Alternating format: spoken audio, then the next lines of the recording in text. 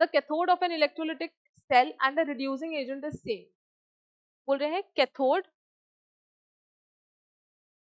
और reducing agent वो same होते हैं। अब सेम क्यों होते हैं? They are metals?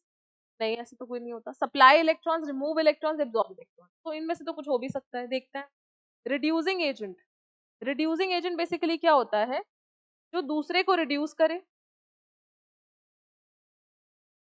And itself gets oxidized।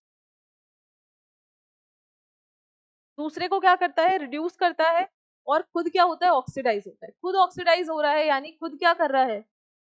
Loss of electrons कर रहा है। लॉस ऑफ इलेक्ट्रॉन्स कर रहा है, या फिर मैं बोल सकती हूँ किसी और को सप्लाई कर रहा होगा ना। खुद लॉस कर रहा है तो दूसरे को क्या कर रहा होगा?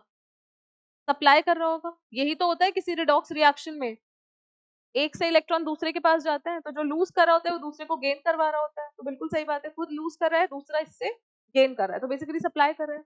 अब कैथोड पे क्या होता है? हम यही बोलते हैं कि इलेक्ट्रोलिटिक सेल है, ठीक है, दो इलेक्ट्रोड्स है, कनेक्टेड है, ठीक है। अब मान लो ये कैथोड है, तो कैथोड पे क्या करता है? कोई मेटल का मान लो Mn+ आया, ये Mn+ क्या करेगा? कुछ अमाउंट ऑफ इलेक्ट्रॉन्स गेन करेगा और फिर डिपॉजिट हो जाएगा।